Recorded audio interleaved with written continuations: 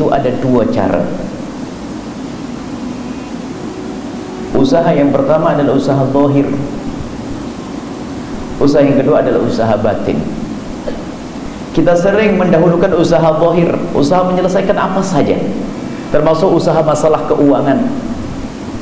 Berusaha zahir tanpa batin tidak sempurna, tidak akan mendapatkan apa-apa. Usaha batin tanpa usaha zahir tak.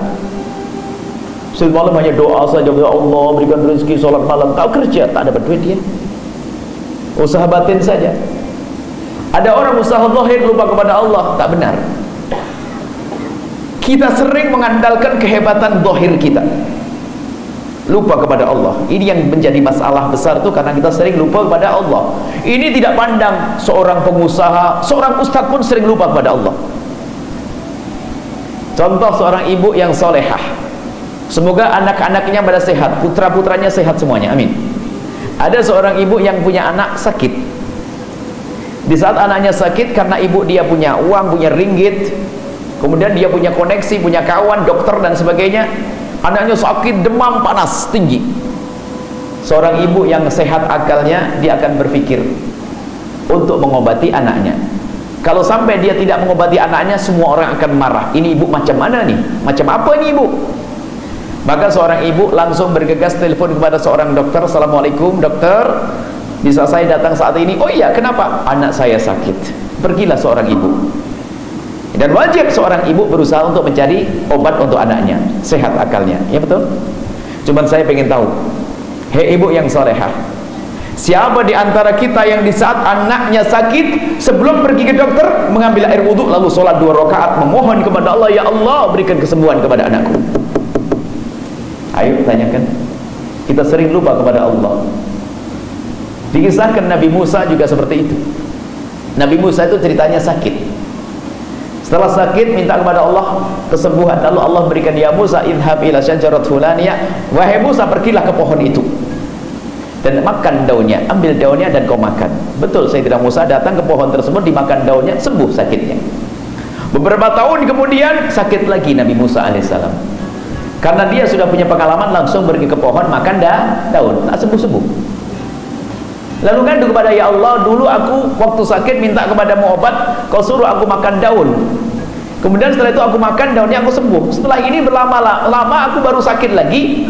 Aku sakit pergi ke pohon makan daun tak sembuh. Dijawab oleh Allah, dulu sebelum kau pohon kemana kau? Kepadamu ya Allah. Itulah yang harus kehadirkan. Datang ke Allah dulu baru ke zahir.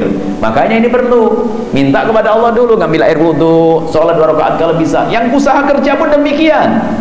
Termasuk ustadz, kata Imam Nawawi, ustadz pun jangan lupa, jangan mengandalkan kehebatan ilmunya, kecerdasan otaknya, fasih lisannya, tidak jaminan.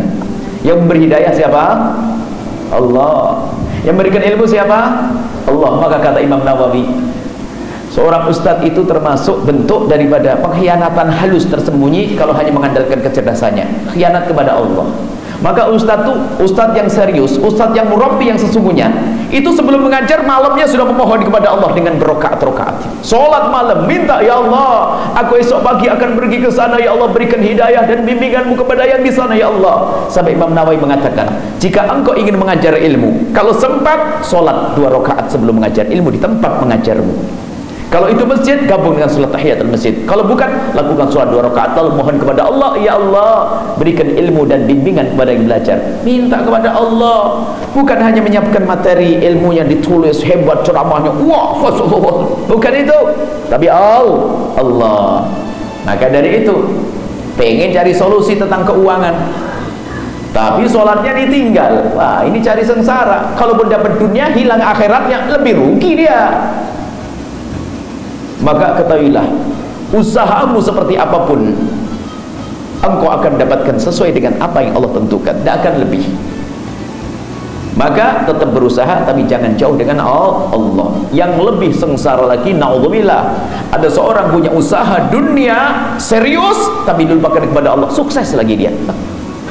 Sukses lagi, sudah tak sholat Jumat, sukses. Dulu waktu dulu fakir, sholat ke masjid, ini akhirnya semakin fakir dia, akhirnya tak sholat ke masjid, tak sholat Jumat, jadi kaya. Wah, tambah kacau. Berarti dia telah didaftarkan di neraka yang paling dalam. Maka tetaplah usaha zahir, tapi jangan lupa usaha batin semakin dekat kepada Allah. Jangan sampai kita meninggalkan sholat Jumat, na'udzubillah, apalagi sholat fardu, Masya Allah, dengan Allah yang berikan solusi, Allah berikan jalan.